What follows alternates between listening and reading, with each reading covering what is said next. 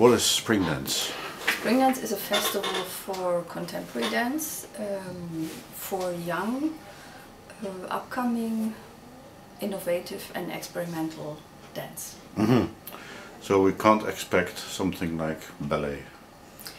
Well, we are also interested in ballet, but we are not there to show what already exists, but we are really interested in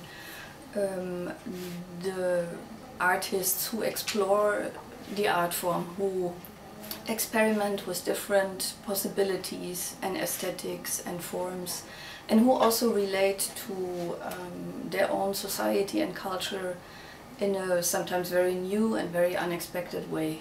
Can you give an example?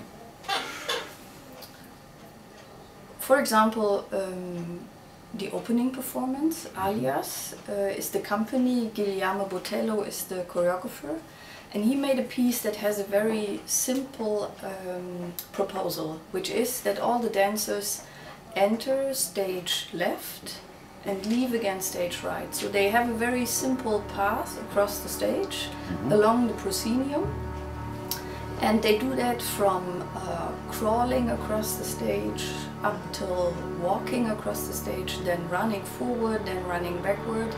And you can think that this is a very simple proposal, and when you hear it like this, it sounds rather boring. But within that very simple proposal, they actually really tell the story of the human evolution. And within that rather formalistic approach, they tell all kinds of narratives about the development of mankind. And these kind of aesthetics and proposals are interesting to us. Is there also very small things? Is there what kind of jewels can we find there? Well, all kinds of jewels, I would say. Let me maybe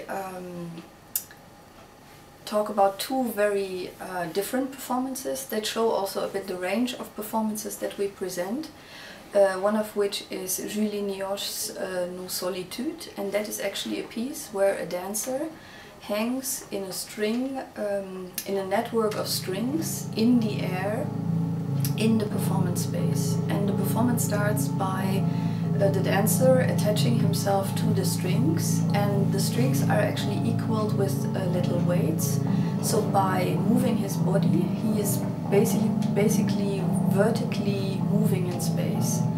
And the interesting part about this performance, which almost looks like an installation, because the dancer hangs quite high in the space, is that, of course, on the one hand you can say it tells a lot about also the beauty of a setup, because it looks, as I said, like an installation. At the same time, it speaks so much about the human wish for flying, for being weightless, and at the same time always kind of being attached to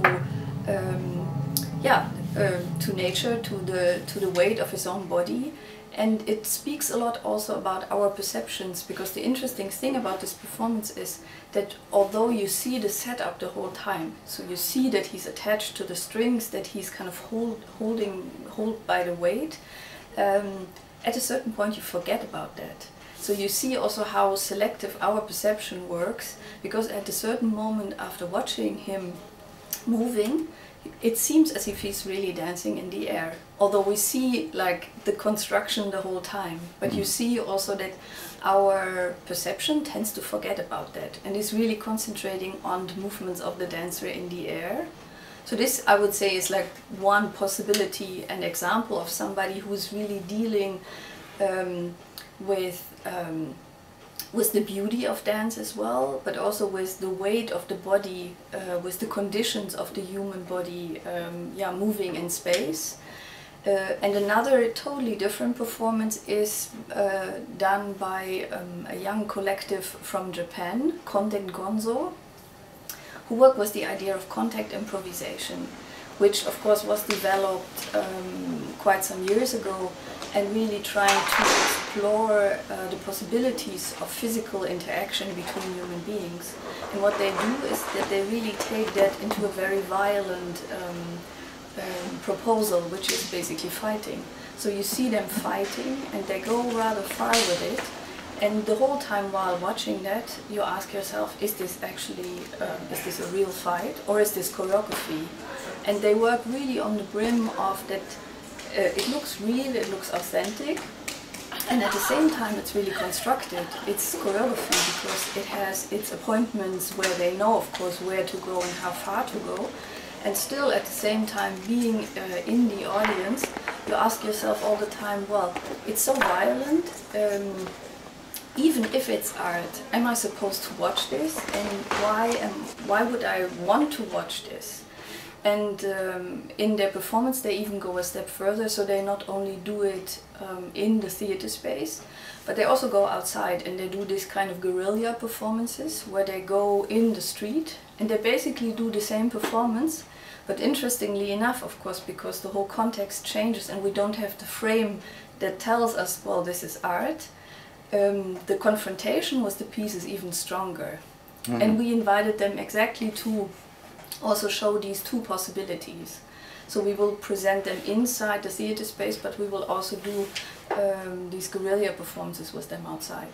Springdance actually has a huge reputation abroad because it's one of the festivals that you always look to when you want to look for the recent developments and sort of the most interesting young artists. I have a personal connection to Springdance because in '94, when I was working in Amsterdam, I went to Springdance and saw for the first time the work of Meg Stewart. And it must have been this figure study, but I don't remember exactly the title. But I was so fascinated by her work, and then later started also to work with her. So for me, Springdance will always be the festival where I saw Meg Stewart for the first time.